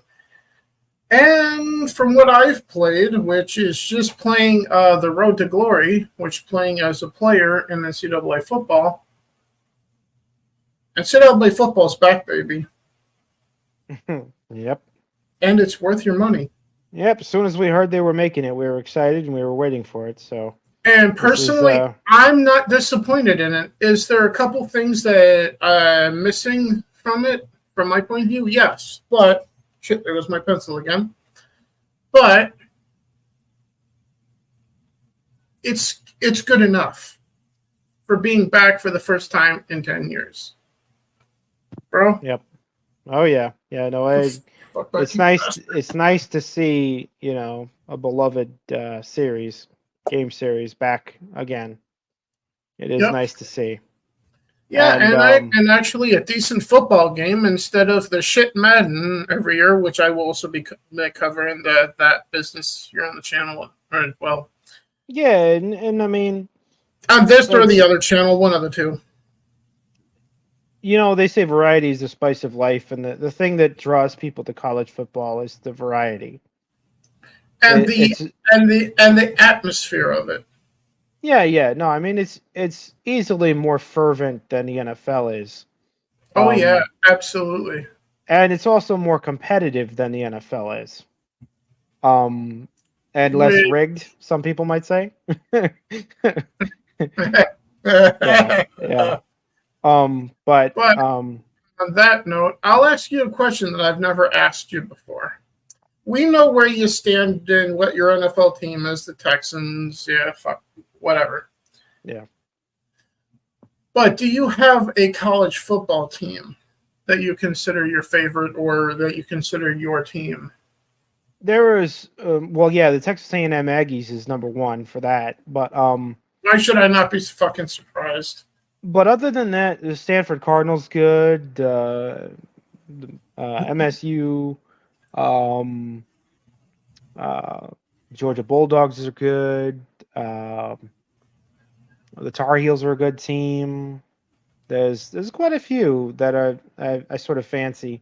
Personally,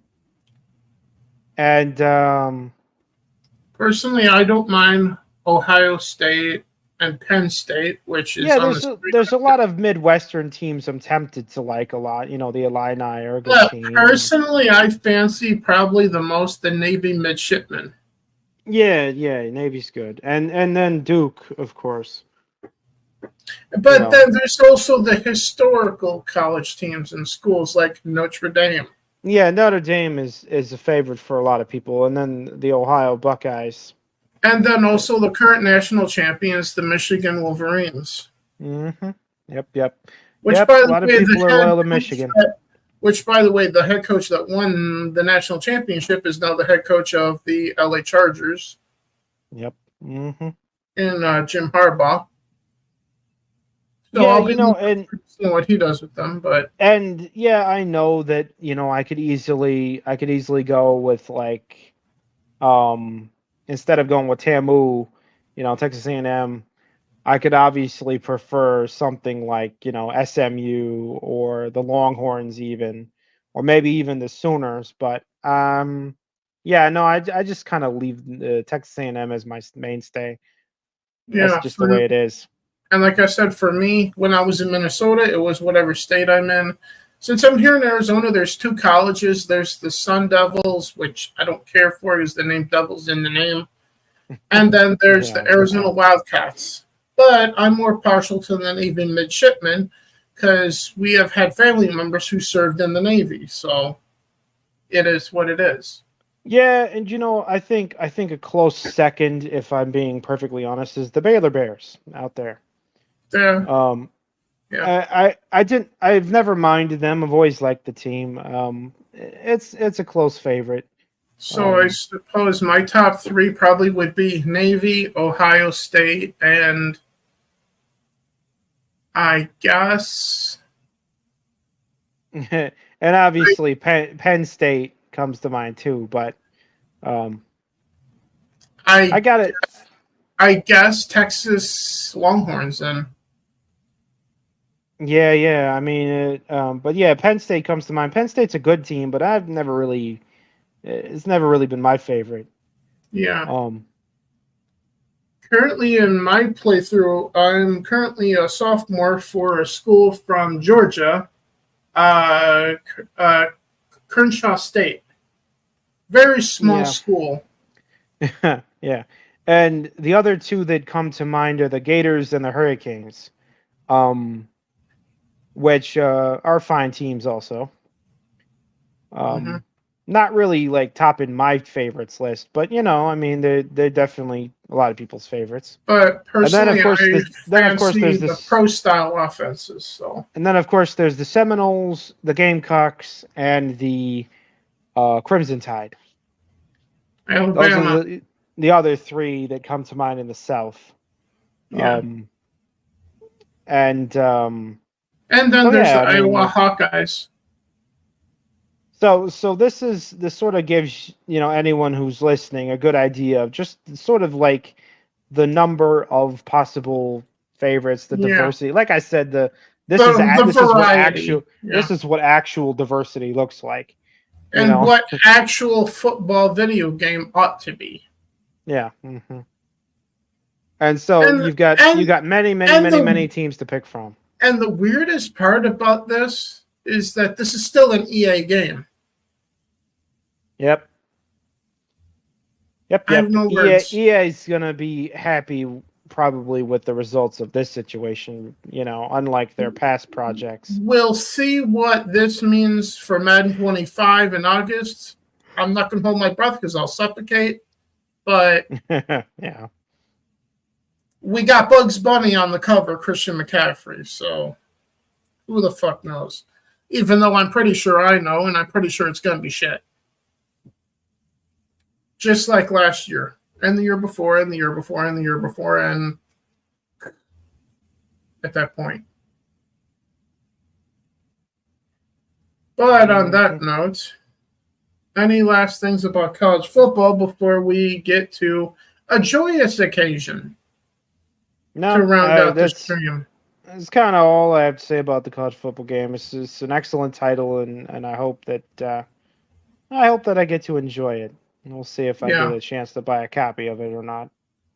Well, your birthday's coming up in November too, so there's that. Yeah. And Christmas right around there, so. Yep. Stay tuned for that, ladies and gentlemen. But on that note, stay tuned for Christmas, everybody. It's gonna come November 5th. Yeah, apparently. But another form of Christmas come early, at least from my point of view anyway, prompts me to play this clip.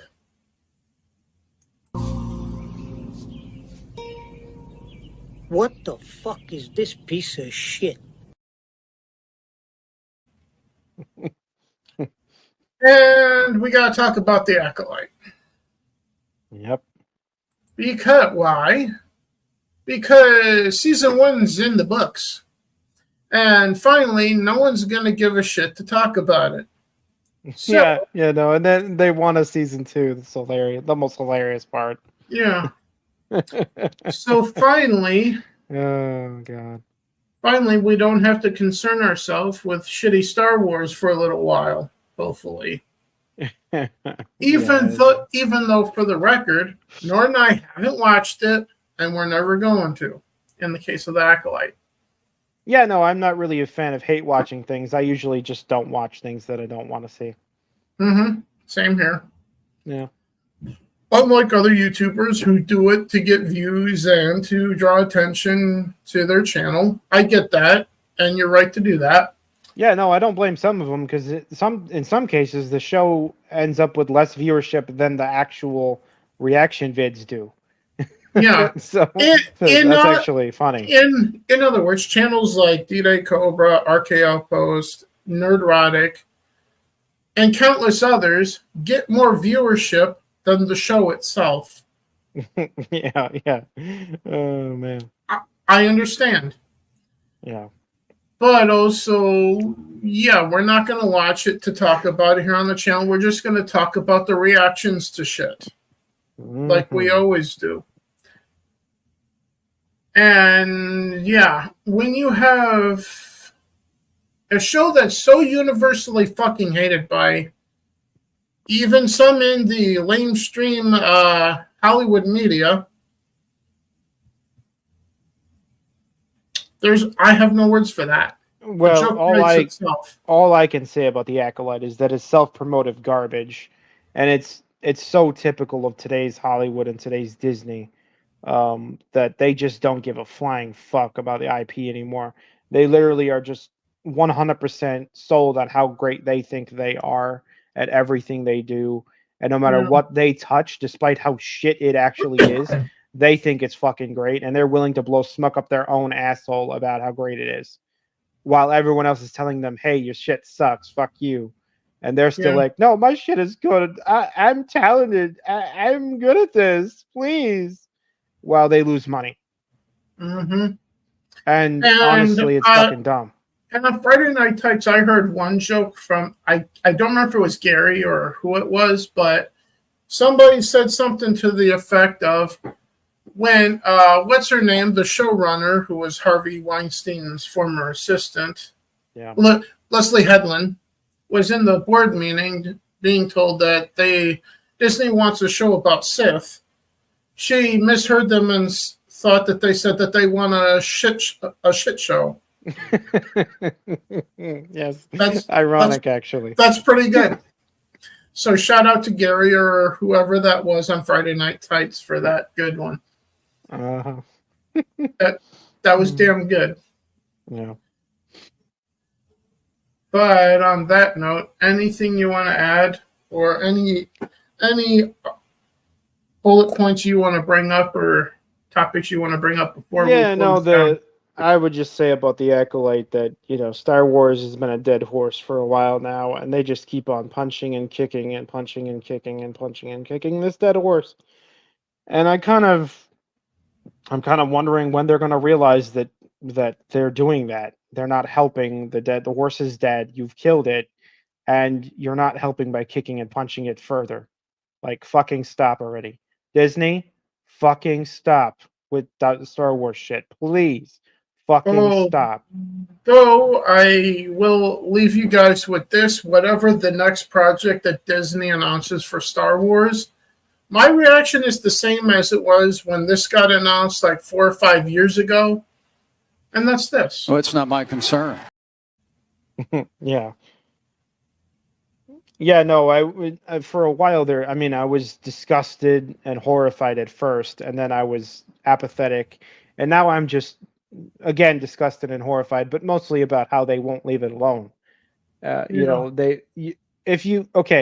one thing to have something get murdered, right? It's one thing to witness a murder. It's quite another to have to sit there and watch the murderer just absolutely mutilating and tearing apart and consuming the victim.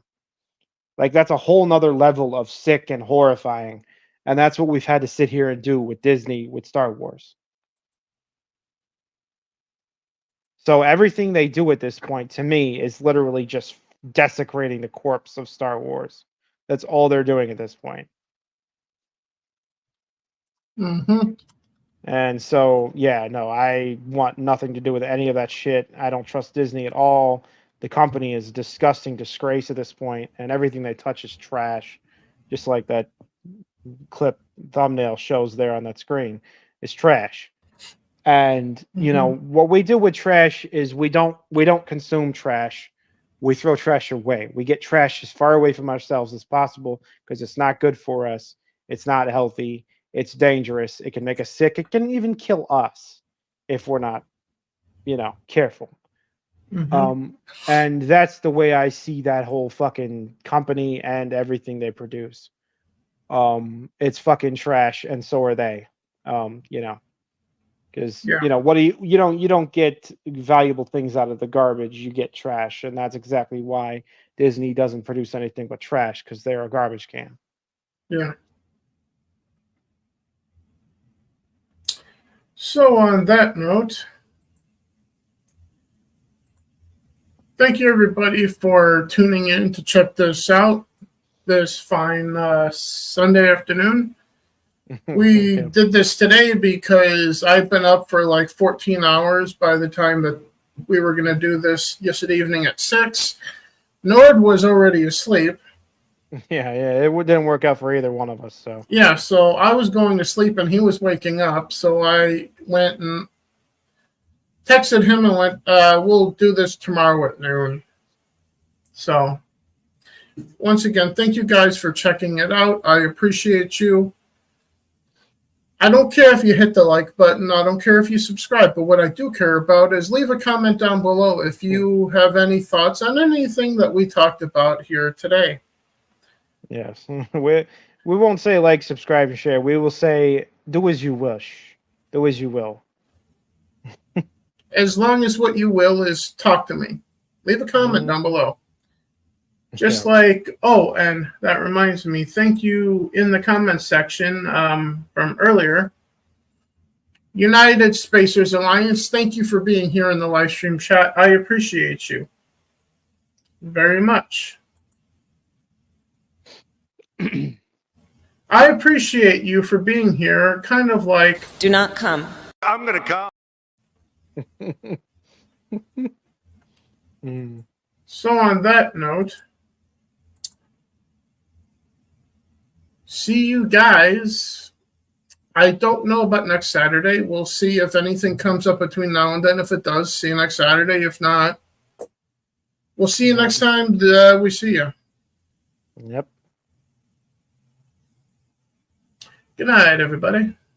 Yep. I will never say I'm sorry, I ain't taking nothing back. I don't care if I offend you.